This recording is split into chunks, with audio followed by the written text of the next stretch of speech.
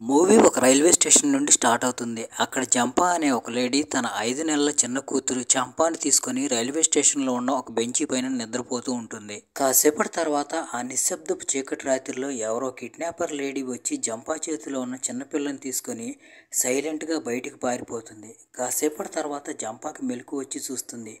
అయితే పిల్ల తన పక్కనే ఉండదు. దాంతో చంపా షాక్ అయిపోతుంది. భయంతో పెద్దగా జంపా తన కూతురిని పిలుస్తూ ఉంటుంది. చిన్న పాపను తీసుకుని రైల్వే స్టేషన్ బయటకు పరిగెత్తుతున్న ఆ లేడీ అనుకోకుండా రమణ అనే అతనికి డాష్ ఇస్తుంది. దాంతో ఆ చిన్న పాప తలకు పెట్టిన టోపీ కింద పడిపోతుంది. రమణ అనుకోకుండా ఆ టోపీని తీసి చేతిలో పట్టుకుంటాడు. అప్పుడే అక్కడికి వచ్చిన జంపా రమణ చేతిలో ఉన్న టోపీని చూసి రమణే కిడ్నాపర్ అనుకుని పెద్దగా అరుస్తుంది.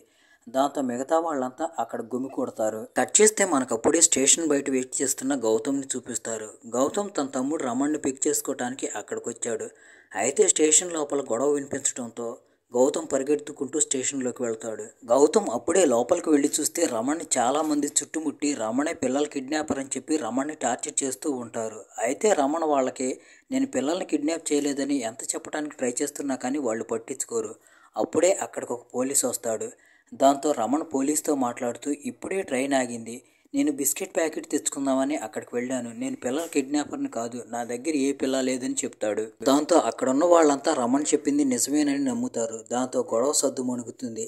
దాంతో రమణ్ గౌతమ్ అక్కడి నుండి వెళ్ళిపోబోతూ ఉంటారు. అప్పుడే పోలీస్ గౌతమ్ని పిలుస్తాడు. పోలీస్ ఆఫీసర్ రమణ్తో అంటాడు, రమణ్ ఆ కిడ్నాపర్ లేడీ వెళుతూ నీకే తగిలింది కదా, కాబట్టి ఇక్కడ నువ్వే సాక్షివి, నువ్వు వచ్చి సాక్ష్యం చెప్పాలని అంటాడు. ఆ మాటలు విని గౌతమ్ కంగారు పడిపోతాడు.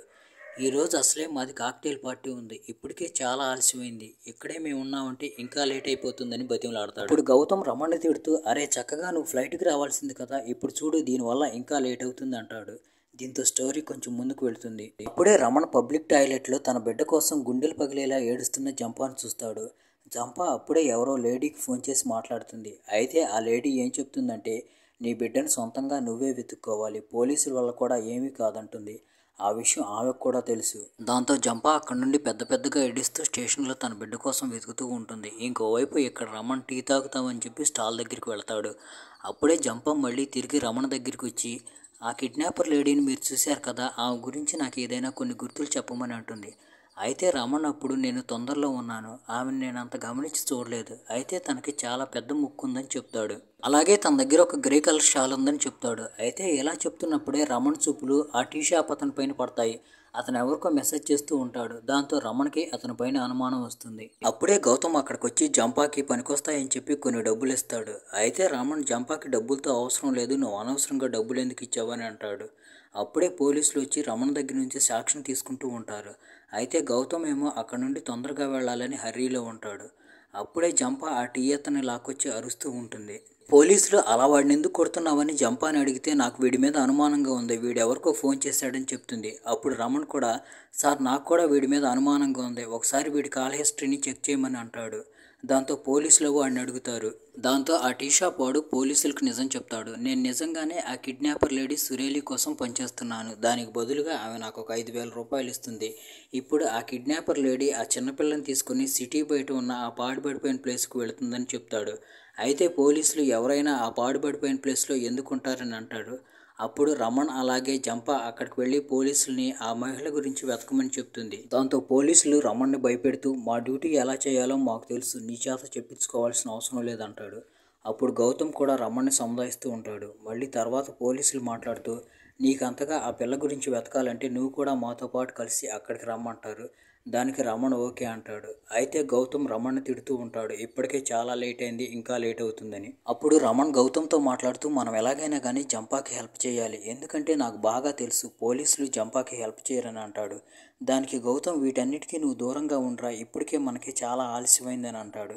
దానికి రమణ్ మాట్లాడుతూ నేను ఇప్పుడే ఇంటికి రాలేను, ఎందుకంటే పోలీసులు నా ఐడి కార్డు తీసుకున్నారని చెప్తాడు. దాంతో పోలీసులు జంపాని రమణ వెహికల్లో ఎక్కిస్తారు. తర్వాత గౌతమ్ వెళ్ళి పోలీసుల్ని రమణ ఐడి కార్డు తిరిగిచ్చేయమని బతిమలాడుతూ ఉంటాడు. అయితే అప్పుడు పోలీసులు మేము అసలు రమణ ఐడి కార్డు తీసుకోలేదని చెప్తారు. దాంతో తిరిగి వచ్చిన గౌతమ్ రమణ్ తనకు అబద్ధం చెప్పాడని కోపం వచ్చి రమణ్ చెంప పగలగొడతాడు. గౌతమ్ వాళ్ళు పోలీసులు వెనకాలే వెళుతూ ఉంటారు. దారి మధ్యలో వాళ్ళకి తెలిసే విషయం ఏంటంటే జంపాకి ఎవరూ లేరని, జంపాకి కేవలం తన 5 నెలల కూతురు మాత్రమే ఉందని. తనతో పాటు కలిసి జంప పని వెతుక్కోవడానికి మలాని వెళుతుందని, దాంతో పాటుగా పోలీసులు తప్పుడు కేసులో తన భర్తను ఇరికించి జైల్లో వేశారని, అతను జైల్లోనే చనిపోయాడని, అప్పటి నుండి తను ఊరి నుండి పారిపోయి వచ్చానని చెప్తుంది. అయితే గౌతమ్కి జంప మాటల మీద పెద్దగా ఇంట్రెస్ట్ ఉండదు. దాంతో అతను పెద్దగా పాటలు పెడతాడు. కాసేపటి తర్వాత జంప వాట్సాప్కి ఒక వాయిస్ మెసేజ్ వస్తుంది. ఆ వాయిస్ మెసేజ్లో మీ అన్నయ్య పోలీసులకి అంతా చెప్పేశాడని ఉంటుంది. ఇక్కడే మనకు తెలిసే విషయం ఏంటంటే జంప దేని గురించో తప్పించుకొని తిరుగుతుంది. కాసేపటి తర్వాత పోలీసుల వెహికల్ కనిపించకుండా పోతుంది. కొద్దిగా ముందుకు వెళ్ళిన తర్వాత ఫారెస్ట్ గార్డ్స్ రమణ వాళ్ళ వెహికల్ని ఆపుతారు. అయితే రమణ వాళ్ళు మేము పోలీసులతో పాటు వచ్చామని చెప్పినా కానీ వినకుండా ఫారెస్ట్ గార్డ్స్ రమణ వాళ్ళని వెహికల్లో నుండి బయటికి రమ్మని చెప్తారు. అసలు గౌతమ్ వాళ్ళకి వాళ్ళు ఎక్కడ తప్పిపోయారో అసలు అర్థం కాదు. అప్పుడే పోలీసులు వెనక్కి తిరిగి వస్తారు. అయితే ఫారెస్ట్ వాళ్ళు అప్పుడే సోషల్ మీడియాలో గౌతమ్ వాళ్ళది వైరల్ అయిన ఒక వీడియోని చూస్తూ ఉంటారు. ఆ వీడియోలో నిజానికి ఏం చూపిస్తారంటే గౌతమ్ వాళ్ళే ఆ రైల్వే స్టేషన్లో చిన్నపిల్లని కిడ్నాప్ చేసినట్టు చూపిస్తారు. అయితే పోలీసులు ఫారెస్ట్ వాళ్ళతో మాట్లాడుతూ నిజానికి వీళ్ళిద్దరూ కిడ్నాపర్లు కాదు, వీళ్ళు విట్నెస్లు, కిడ్నాపర్ని పట్టుకోవడానికి మాకు హెల్ప్ చేస్తున్నారని చెప్తారు. దానికి ఫారెస్ట్ గార్డ్స్ మీరు చెప్పేది నిజమే అయితే ఆ మాటే పేపర్ మీద రాసిండి అని అంటారు. ఆ మాటలు విని పోలీసులు షాక్ అయిపోతారు. కాసేపు బతిమలాడిన తర్వాత వాళ్ళని అక్కడి నుండి వెళ్ళనిస్తారు. కాసేపటికి వాళ్ళు ఆ పాడుబడిన ప్రదేశానికి చేరుకొని ఆ లేడీ గురించి వెతకడం స్టార్ట్ చేస్తారు. అయితే అప్పుడే వాళ్ళకి అక్కడ నుండి ఎవరో లేడీ పారిపోతున్నట్టుగా శబ్దం వినిపిస్తుంది. దాంతో వాళ్ళు అటువైపుగా పరిగెత్తుతారు. అయితే చీకట్లని అవకాశంగా తీసుకుని ఆ లేడీ ఒక పోలీస్ పైన అటాక్ చేసి పారిపోతుంది. అప్పుడే గౌతమ్ దగ్గరలో ఉన్న కర్ర తీసుకుని ఆ లేడీ మీద అటాక్ చేస్తాడు. దాంతో ఆమె నూతిలాంటి దాంట్లో పడి చనిపోతుంది. దాంతో గౌతమ్ భయపడిపోతాడు. ఆ లేడీ చచ్చిపోయిన తర్వాత జంపా కూతురుని పట్టుకోవడానికి ఇంకా ఏ అవకాశం లేదేమోనని వాళ్ళకు అనిపిస్తుంది. అప్పుడు రమణ మాట్లాడుతూ ఆ లేడీ ఉన్న ఇంట్లో వెతికితే మనకి ఏదైనా ఆధారం దొరకచ్చేమోనని అంటాడు. కాసేపు వెతికిన తర్వాత వాళ్ళకి అక్కడ ఒక రిహాబిలిటేషన్ సెంటర్ కార్డు దొరుకుతుంది. దాని మీద ఎవరో వ్యక్తి డీటెయిల్స్ రాసి ఉంటాయి. తన పేరు అచ్చాలాల్. అప్పుడే పోలీసులకి వైర్లెస్లో ఒక మెసేజ్ వస్తుంది. నిజానికి జంపానే ఎవరో బిడ్డను కాజేసి అక్కడ నుండి పారిపోతుంది. ఈ విషయం జంపాకి తెలియడంతో మెల్లగా జంప అక్కడ నుండి జారుకుంటుంది. అప్పుడు పోలీసులు గౌతమ్కి రమణకి జంపానే ఒక దొంగని ఆమె అక్కడ నుండి పారిపోయిందని చెప్తారు. దాంతో పాటుగా ఇప్పుడు రమణ పైన ఒక లేడీని మర్డర్ చేసిన కేసు పడింది. దాంతో గౌతమ్ వాళ్ళు వాళ్ళ దగ్గర ఉన్న ఒక బంగారు పొంగరం, దాంతో పాటుగా 1,50,000 వాచిని పోలీసులకి ఇచ్చి అక్కడ నుండి తప్పించుకుంటారు. దాంతో గౌతమ్కి ప్రాణం లేచి వచ్చినట్టు అవుతుంది. తర్వాత గౌతమ్ రమణ్ని తిడుతూ ఈరోజు ఆ లేడీ వల్ల నేను ఒక మర్డర్ కేసులో ఇరుక్కున్నాను, అలాగే ఉంగరాన్ని వాచిని పోగొట్టుకున్నానని అంటాడు. దానికి రమణ మాట్లాడుతూ నిజానికి జంపా దొంగ కాదేమో అని అంటాడు.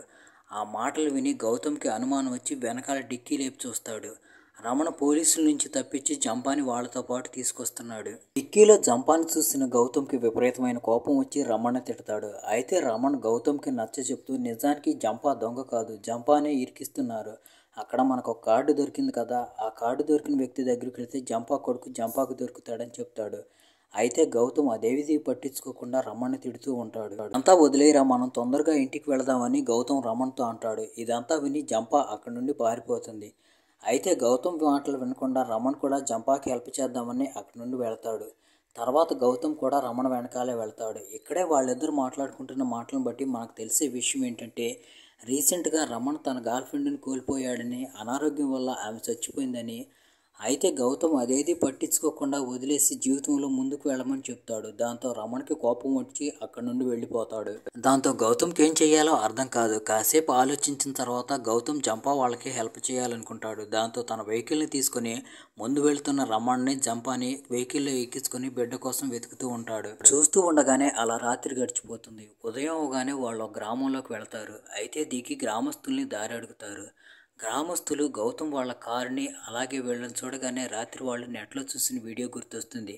దాంతో వాళ్ళందరూ కలిసి వీళ్ళ మీద అటాక్ చేయబోతారు. అయితే ఎలాగోలా పారిపోయి గౌతమ్ వాళ్ళు కారు ఎక్కుతారు. కాసేపటి తర్వాత జంపా కూడా వచ్చి వాళ్ళతో జాయిన్ అవుతుంది. కాసేపటి తర్వాత జంపా దగ్గర చాలా పెద్ద మొత్తంలో డబ్బులు కనిపిస్తాయి.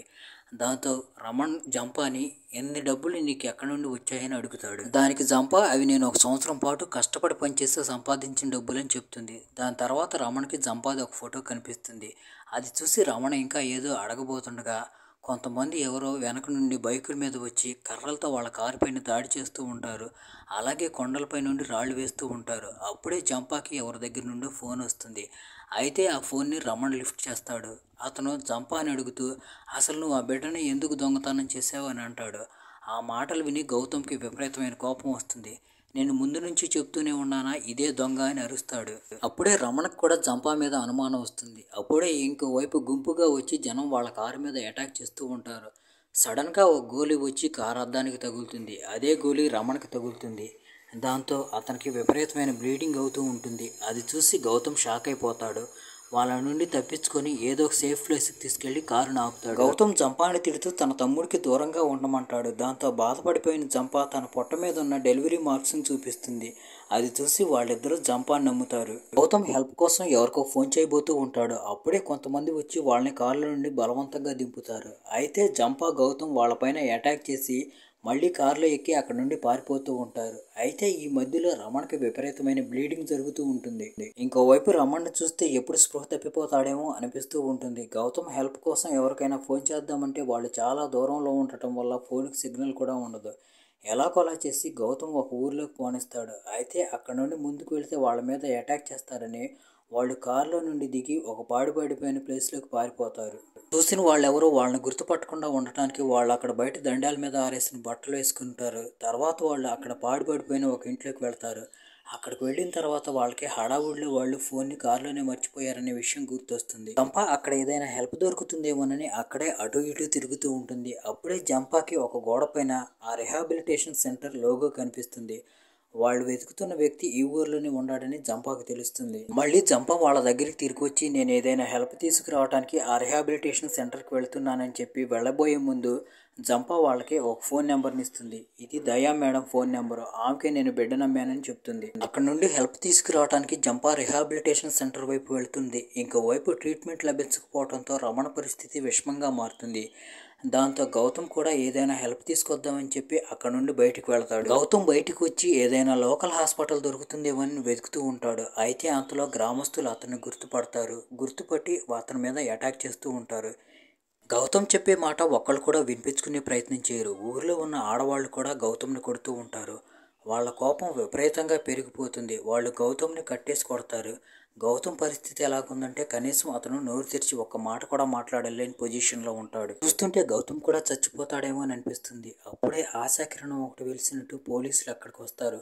వాళ్ళ నుండి గౌతమ్ని కాపాడతారు. ఇంకోవైపు మనకి జంపాని చూపిస్తారు. జంపా చేతిలో గొడ్డలు తీసుకుని అటు ఇటు వచ్చే జనాల నుండి తప్పించుకుంటూ ఎలాగోలా రిహాబిలిటేషన్ సెంటర్కి చేరుకొని పెద్దగా అరుస్తుంది. ఇంకోవైపు మనకి రమణ్ని చూపిస్తారు. రమణ ఎలాగోలా ఓపిక చేసుకుని అక్కడ నుండి బయటకు వస్తాడు. రమణకి విపరీతంగా దాహం అవుతూ ఉంటుంది. దాంతో అక్కడే ఉన్న మురికి నీరు తాగబోతూ ఉంటాడు. అప్పుడే కొంతమంది యువకులు వచ్చి రమణ్ని చూస్తారు. అప్పుడు తర్వాత పోలీసులకు వైర్లెస్లో ఒక మెసేజ్ వస్తుంది. అదేంటంటే ఎవరో గుర్తు తెలియని ఒక వ్యక్తి డెడ్ బాడీ దొరికిందని. ఆ మాటలు వినగానే గౌతమ్ షాక్ అయిపోతాడు. తన తమ్ముడు కోసం అక్కడ ఇక్కడ వెతుకుతూ ఉంటాడు. అయితే చుట్టుపక్కల ఉన్న వాళ్ళు జస్ట్ తమాషా చూస్తూ ఉంటారు. ఇంకోవైపు ఇక్కడ రిహాబిలిటేషన్లో గొడ్డలు తీసుకొచ్చిన జంపాని చూసి అందరూ భయపడిపోతూ ఉంటారు. అప్పుడే అక్కడున్న లేడీ జంపాని సముదాయిస్తూ ఏం జరిగిందని అడుగుతుంది. దానికి జంపా అచ్చెలాలనేవాడు నా బిడ్డను దొంగతనం చేశాడని చెప్తుంది. దాంతో ఆ లేడీ జంపాకు ఒక ఫోటోను చూపిస్తుంది. ఫోటో చూపిస్తూ ఆ లేడీ అచ్చేలాల్ అలాగే సురేలి ఈ రిహాబిలిటేషన్ సెంటర్లోనే పనిచేసేవాళ్ళు. అయితే సురేలి ఇక్కడ నుండి వెళ్ళిపోయింది. అయితే ఇప్పుడు అచ్చేలాల్ అక్కడే ఉన్న ఒక లోకల్ హాస్పిటల్లో అంబులెన్స్ డ్రైవర్గా పనిచేస్తున్నాడని చెప్తుంది. జంపా ఏదో మాట్లాడబోయేంతలోపు పోలీసులు అక్కడికి వచ్చి జంపాని పట్టుకుంటారు. ఇంకోవైపు మనకి రమణ్ని చూపిస్తారు. తీవ్రంగా గాయాల పాలైన రమణ్ని అక్కడ కొంతమంది తీసుకొస్తారు. తర్వాత గౌతమ్ని రమణ్ని ఒక అంబులెన్స్లో కూర్చోబెట్టి తీసుకెళ్తూ ఉంటారు. గౌతమ్ రమణ్తో కలిసి అంబులెన్స్లో హాస్పిటల్కి వెళుతూ ఉంటాడు. అప్పుడే గౌతమ్ కళ్ళు అంబులెన్స్ డ్రైవర్ నేమ్ ప్లేట్ పైన పడతాయి. దాంతో గౌతమ్ అచ్చేలాల్ వేరెవరో కాదు అంబులెన్స్ డ్రైవరేనని అర్థం చేసుకుంటాడు. ఇంతకాలంగా వెతుకుతున్న అచ్చేలాల్ కాలికి తగిలినట్టుగా అనిపిస్తుంది. అయితే గౌతమ్ అచ్చేలాల్ని పట్టుకోకుండా సైలెంట్గా వెయిట్ చేస్తూ ఉంటాడు. ఎందుకంటే ఈ పరిస్థితుల్లో గౌతమ్కి అచ్చేలాల్ని పట్టుకునేంత శక్తి లేదు. దాంతో అతను అవకాశం కోసం ఎదురు చూస్తూ ఉంటాడు. ఇంకోవైపు హాస్పిటల్కి వెళ్ళగానే అచ్చేలాల్కి రమణ దగ్గర తన ఐడి కార్డు దొరుకుతుంది. దాంతో అచ్చేలాల్ రమణ ఐడి కార్డు తీసుకుని అక్కడి నుండి వెళ్ళిపోతాడు. గౌతమ్ కూడా అచ్చేలాల్ని వెంబడిస్తూ ఉంటాడు. గౌతమ్ వెళ్ళి చూస్తే అచ్చేలాల్ కొన్ని ఫేక్ డాక్యుమెంట్స్ తీసుకుని ఎక్కడికో వెళుతూ ఉంటాడు. దాంతో ఎలాగైనా అచ్చేలాల్ని పట్టియాలని చెప్పి గౌతమ్ హాస్పిటల్ మెయిన్ డాక్టర్ కోసం వెతుకుతూ ఉంటాడు. అప్పుడే నర్సు గౌతమ్తో పెద్ద డాక్టర్ బయట ఉన్నాడని చెప్తుంది. దాంతో గౌతమ్ బయటికి వెళ్తాడు. అయితే గౌతమ్ వెళ్ళి చూసేసరికి అచ్చేలాల్ అలాగే డాక్టర్ కలిసి డబ్బుల కోసం ఒక పిల్లని అమ్మేస్తూ ఉంటారు. అయితే గౌతమ్ ఆ వెహికల్ అక్కడి నుండి వెళ్ళిపోకుండా ఆ వెహికల్కి అడ్డం పడతాడు. తర్వాత గౌతమ్ అక్కడున్న జనాలందరినీ భోగి చేస్తూ పెద్ద పెద్దగా అరుస్తూ, నిజానికి ఈ బిడ్డ వీళ్ళది కాదు, జంప అనేది లేడీది, వీళ్ళు ఈ బిడ్డను దొంగతనం చేసి అమ్ముకుంటున్నారని చెప్పి జంపా తన బిడ్డతో కలిసి ఉన్న ఫోటోని చూపిస్తాడు. దాంతో జనాలు కూడా నమ్ముతారు. ఇంకోవైపు ఇక్కడ పోలీసులు జంపాని అరెస్ట్ చేసి అడగటంతో జంపా మొత్తం నిజం చెప్పడం స్టార్ట్ చేస్తుంది. నిజానికి జంపా 2 కవల పిల్లలకి జన్మనిస్తుంది.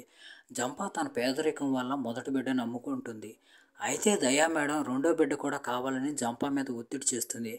దాంతో జంపా ఎలాగైనా కానీ తన బిడ్డను కాపాడుకోవాలని అక్కడి నుండి పారిపోతుంది. జంపా చెప్పింది విని పోలీస్ ఆఫీసర్ జంపా వైపు ప్రశాంతంగా చూస్తాడు. ఇంకోవైపు ఇక్కడ హాస్పిటల్ దగ్గర గౌతమ్ చెప్పిందంతా వింటారు. అప్పుడే పోలీసులు కూడా అక్కడికి వస్తారు. అక్కడ వాళ్ళకి తెలిసే విషయం ఏంటంటే అచ్చాలాల్ అలాగే ఆ డాక్టర్ కలిసి జంపా కూతుర్ని ఎవరో తెలియని వ్యక్తికి 2 లక్షలకి అమ్మేయబోతున్నారని. దానికోసం వాళ్ళు చాలా ఫేక్ డాక్యుమెంట్లు కూడా క్రియేట్ చేశారు. వాళ్ళు ఈ పని ఇప్పటి నుంచి చేయట్లేదు, ఎప్పటి నుంచో చేస్తున్నారు. ఎవరైనా బిడ్డలు పుట్టని వాళ్ళకి ఇలా బిడ్డలు నమ్మి డబ్బులు సంపాదించడం. అప్పుడే జంపా తన బిడ్డను తీసుకుని ప్రేమగా హత్తుకుంటుంది. ఆ సీన్ చూసి గౌతమ్ చాలా ఎమోషనల్ అయిపోతాడు. గౌతమ్ జంపాకి ఆఖరిసారిగా బాయ్ చెప్తాడు. తర్వాత మనకి హాస్పిటల్లో రమణతో పాటు ఉన్న గౌతమ్ని చూపిస్తారు. రమణ కూడా మెల్లమెల్లగా రికవరీ అవుతూ ఉంటాడు. అయితే ఇప్పుడు గౌతమ్కి తన తమ్ముడు రమణ్ని చూస్తే చాలా గర్వంగా ఉంది. తన ప్రాణాలు కూడా లెక్క చేయకుండా ఎవరో తెలియని వ్యక్తి కోసం సహాయం చేశాడని. ఇక్కడితో ఈ మూవీ ఎండ్ అయిపోతుంది.